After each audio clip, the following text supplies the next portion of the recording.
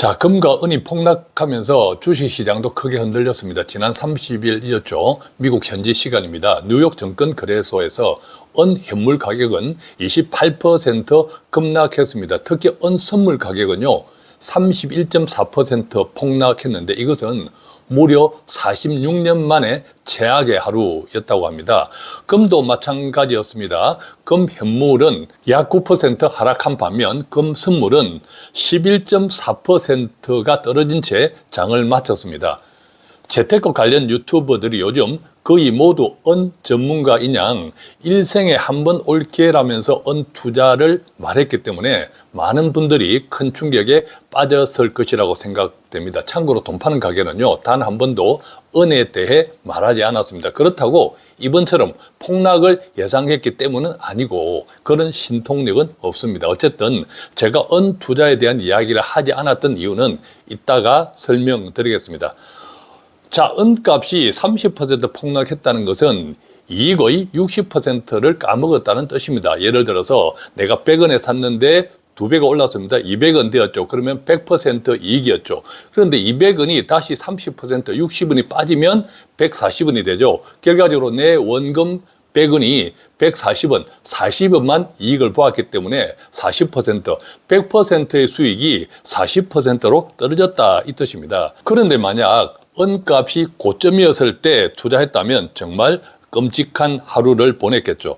그런데 이것을 단지 금과 은 폭락으로만 보면 안 됩니다. 왜냐하면 주식시장도 특히 AI를 비롯한 기술주들을 중심으로 큰 영향을 받았기 때문인데요. 그래서 이번 금과 은의 폭락을 시작으로 그동안의 거품이 붕괴되기 시작했다고 말하는 유튜브도 있습니다.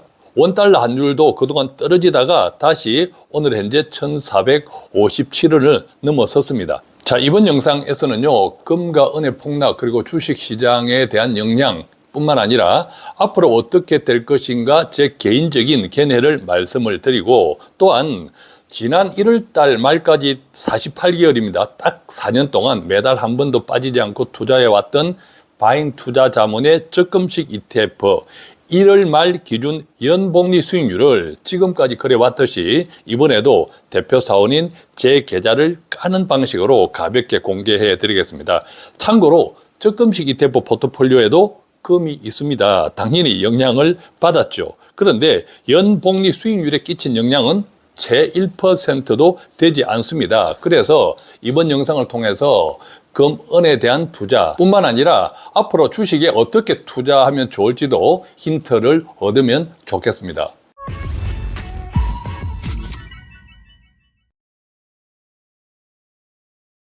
먼저 이번에 금과 은이 폭락했던 것은 앞으로 금과 은의 가격이 어떻게 될 것이냐와 상관없이 꽤 단순하게 설명할 수 있습니다. 이것은 이른바 알고리즘 투자라고 하죠. 즉 정해진 가격에 도달하면 자동적으로 매도 혹은 매수하도록 설계되어 있는 기계적 투자, 즉 알고리즘이 그렇게 설정되어 있기 때문인데 전 세계의 전문적인 헤지펀드 대부분은 사전에 미리 설계된 알고리즘에 따라 주요 저항선이 뚫리거나 지지선이 붕괴되면 자동적으로 매수, 매도 주문을 냅니다. 그런데 이처럼 알고리즘에 따라 프로그램이 기계적으로 매수 혹은 매도 주문을 낼 때 반대 세력이 주문을 받아낼 정도로 여유가 있지 않으면 가격이 급등하거나 급락할 수 있습니다.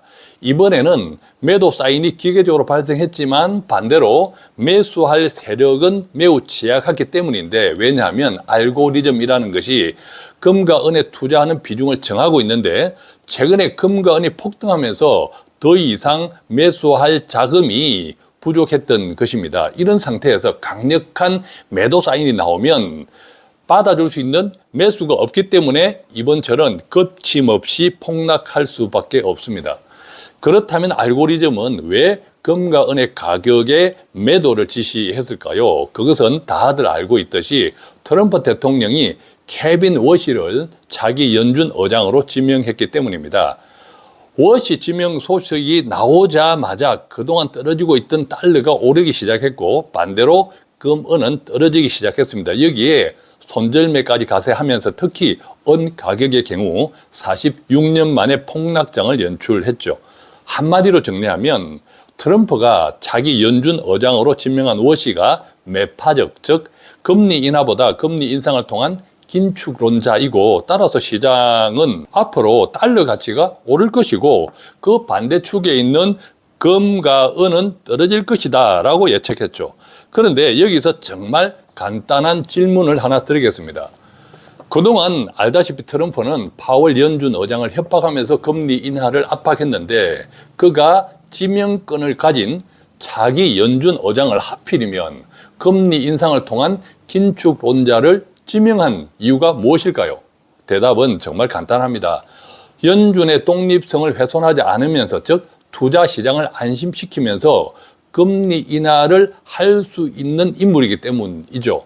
즉 워시가 긴축을 다시 시행할 가능성은 거의 없다고 생각하기 때문입니다. 오히려 워시는 의외로 공격적인 금리 인하를 단행할 가능성도 높습니다. 그래서 트럼프가 그를 차기 연준 의장으로 지명했다고 이해하는 것이 설득력이 큽니다.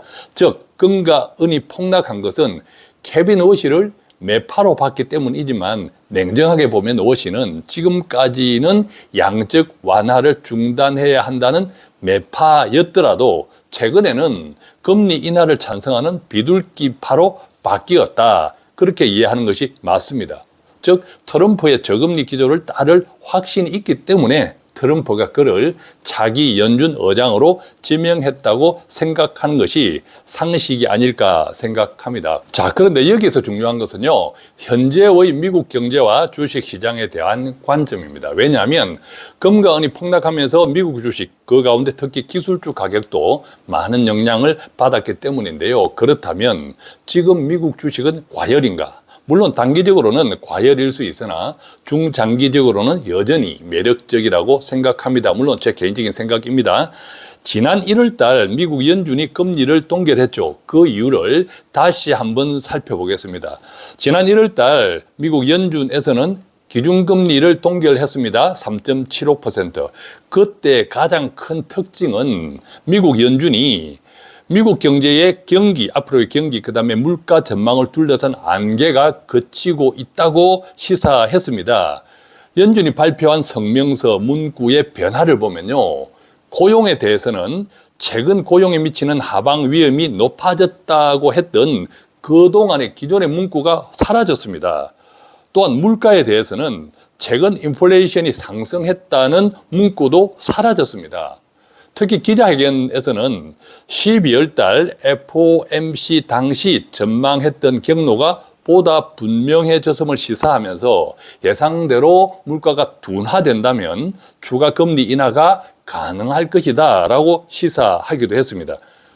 특히 최근 중동의 지정학적 분쟁, 알다시피 갈수록 심각해지고 있잖아요. 그럼에도 불구하고 에너지 가격이 전년 대비 큰 폭으로 하락한 것도 눈여겨보아야 할 포인트였다고 생각합니다. 반면 그동안 물가 상승 리스크 가운데 하나였던 고율의 관세에 대해서는 이미 상당 부분 반영되었다. 이것은 최근 미국 주식의 고점 논란, 특히 빅테크를 비롯한 AI 관련 종목들의 고점 논란과 관련해서 생각해보면 AI 혁명이 기업의 생산성을 높이면서 물가는 떨어지고 결국 물가 인상 없는 성장이 가능할 것이라는 그동안의 전망들이 시장에서 나타나고 있다, 그렇게 해석할 수도 있겠죠. 그렇다고 미국의 재정 적자 확대와 국채 공급 증가라는 구조적 문제가 사라지는 것은 아닙니다. 따라서 제 개인적으로는 금과 은은 물론 주식 투자에 대한 장기적인 전망은 여전히 긍정적으로 생각합니다. 오히려 이번 사태를 통해서 점검해 봐야 할 것은 내 돈을 금과 은에 얼마나 투자하면 좋을지에 대한 판단이 아닐까 생각합니다. 우리가 꼭 기억해야 할 것은요, 금과 은은 이자나 배당을 주는 상품이 아니죠. 그 대신 주식과 같은 위험 자산이 흔들릴 때 반대로 움직이면서 전체적인 균형을 잡아주는 역할을 합니다. 그래서 안전자산이라고 부릅니다. 따라서 비중이 중요합니다. 예컨대 금, 은이 너무 많으면 장기적인 수익률을 떨어뜨릴 수 있고 아예 없으면 위험에 완전히 노출될 수 있기 때문이죠. 그렇다면 나의 포트폴리오 총 투자 금액에서 비중은 어느 정도가 적절할까? 참고로 세계 최대 헤지펀드 브리지워터의 대장이죠. 레이 달리오. 우리에게 잘 알려진 올웨더 포트폴리오라는 것이 있습니다. 즉 어떤 경제 상황에서도 살아남는 분산 투자를 제안하면서 금과 은에 대한 투자 비중을 그는 전체의 7.5%로 제시했습니다. 즉 7.5% 정도가 전체 수익률을 해치지 않으면서 위험을 방어하는 최적이라고 본 것이죠. 또한 대부분의 투자 전문가들도 금과 은의 투자 비중을 일반적으로 5에서 10% 정도를 제시합니다. 참고로 지난 1월 달까지 48개월 만 4년 동안 투자해왔던 바인 투자자문의 적금식 ETF 포트폴리오에도 금이 있습니다. 그런데 금 비중은 5%였습니다. 제 계좌 기준. 적립 투자를 언제 시작했느냐에 따라서 개별적인 투자자의 비중은 다를 것입니다. 자, 그런데 제가 은에 투자하지 않은 이유는요. 이번의 경우처럼 변동성이 금보다 더 크기 때문입니다. 이것을 주식시장에 비교하면 금은 코스피, 은은 코스닥이라고 비교할 수도 있습니다. 그래서 안전자산을 선택한다면 저는 은이 아니라 금을 투자합니다. 그래서 은을 가지고 있지 않는 이유입니다. 그런데 중요한 것은 5% 비중에서 시작했던 금이 최근에 많이 오르면서 전체 포트폴리오 비중의 15%까지 최근에 치솟았습니다. 그런데 이번 폭락 후에 보니까 총자산에서 11% 정도 비중으로 떨어져 있더라고요. 그렇지만 저는 금이든 포트폴리오 내의 다른 자산이든 단기적인 매수, 매도는 하지 않습니다. 왜냐하면 금뿐만 아니라 다른 자산에도 분산 투자하고 있기 때문에 그 포트폴리오의 한두 가지 자산을 중심으로 관리하고 있지 않기 때문입니다. 즉, 제 능력 밖에 있는 타이밍 투자보다 장기적이고 지속적인 수익률을 추구한다. 이렇게 이해하면 되겠습니다. 자, 그럼 지금부터 대표 사원과 함께하는 바인 투자자문의 매달 적금식 ETF 포트폴리오 투자가 지난 1월 말 기준, 그러니까 48개월 만 4년 1월 말 기준 누적 수익률은, 연복리 수익률은 어떻게 되는지 제 계좌를 공개하는 방식으로 함께 보겠습니다. 자, 지금 보시는 자료 화면은요, 지난 48개월 동안 투자했던, 저는 매달 100만 원씩 4,800만 원이죠. 지난 1월 달까지. 그 돈이 지난 1월 말 기준으로 얼마나 되어 있는지를 나타낸 그림입니다. 제 모바일 화면을 캡처한 건데 총 평가 금액이 5,973만 원 정도 되었네요.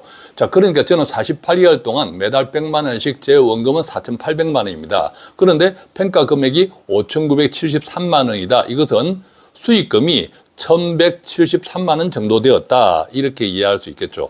자, 그렇다면 지난 48개월 동안 연복리 기준으로 제 수익률은 얼마나 되었을까요? 자, 매달 100만 원씩 복리 기준으로 10.4% 정도 넣고 48개월로 계산해 보니까 원금은 100만 원씩 4,800만 원, 그 다음에 이자가 1,175만 원 생겨서 만기 수령액이 5,972만 원 정도 나옵니다. 이것은 세금 제하기 전입니다. 연금저축으로 가입하신 분들은 나중에 연금을 받을 때 세금이 그때 연금소득세로 과세되고, 일반으로 가입하신 분들은 여기에서 배당 또는 이자 소득세를 공제해야 된다. 참고하시고요. 어쨌거나 총 48개월 동안 원금 4,800만 원이 1,172만 원 불어나서 5,972만 원이 되었다라고 하는 것은 연복리 수익률 기준으로 약 10.4%에 해당되더라라는 뜻입니다. 앞서 다시 보면 제 평가액은 총 5,973만 원이죠. 그러니까 10.4%보다 몇만 원 많습니다. 그죠? 자, 그렇게 이해할 수 있겠죠. 참고로요, 제 포트폴리오에서 금이 있다고 했죠. 금이 5%에서 시작했는데 총 포트폴리오에서 15%까지 차지하더니 이번에 금값이 크게 떨어지면서 전체 포트폴리오에서 11% 비중으로 떨어졌습니다. 자, 그러니까 저는 5에서 10% 정도의 금 비중을 지향하는데 그 정도의 근접해 있다라고 이해할 수 있죠. 자, 정리하면 이렇습니다. 투자는 최근과 같은 단기적인 변동성에 일비할 것이 아니라 긴 호흡으로 바라봐야 하는 것이라고 생각합니다. 왜냐하면 자본주의는 결국 오르기 때문이죠. 이것은 수차 말씀드렸지만 소위 M2라고 말하는 통화량이 해마다 증가하기 때문입니다. 그것이 매년 돈 가치를 떨어뜨리고 반대로 자산 가격을 상승시켜 왔죠. 그것이 우리가 살아가고 있는 자본주의입니다. 따라서 여윳돈, 특히 목돈이라면 배당 자산 위주의 안정 성장형, 그리고 매달 적금식이라면 성장형 위주의 포트폴리오에 꾸준하게 투자하는 것이 좋습니다. 다만 최대 10%의 금에 투자하는 것은 마음의 평화를 유지하면서 장기 투자를 지속하게 하는 힘으로 작용할 수 있습니다. 물론 그것은 자신의 투자 성향과 재정 형편에 따라서 개별적으로 판단해야 될 문제다라는 점을 다시 한번 말씀드립니다. 마지막으로는요, 혹시 투자에 관심 있는 분들께 도움이 될 만한 책 한 권 소개해 드립니다. 요즘 주식에 투자하고 금과 은에 투자하는 분들 가운데 그것이 뭔지도 모르고 투자하시는 분들 많습니다. 남들 하니까 나도 하는 그런 분들 많죠. 자, 그런데 이왕 투자하기로 하셨다면 이참에 조금씩 배워가면서 투자하는 것은 첫째는 내 돈을 지키는 일이겠죠. 문제는요, 시중에 책이 너무 많다는 겁니다. 그래서 오늘 추천해 드릴 책은 대부분 분들이 네이버 포털 많이 이용하시잖아요. 그래서 주식 고수들만 아는 네이버 정권 200% 활용법입니다. 자, 그러니까 네이버에서 주식 화면에서 보여지는 정보만 잘 이해해도 충분하다라는 뜻인데, 이 책은 몇 년 전에 나왔습니다. 저도 가지고 있는데 이번에 4번째 최신 개정판이 나왔다고 출판사에서 저한테 보내줬습니다. 제가 가지고 있으니까. 그래서 여러분들께도 참고 삼아 편하니까, 쉬우니까 한번 참고해 보시라고 말씀드립니다.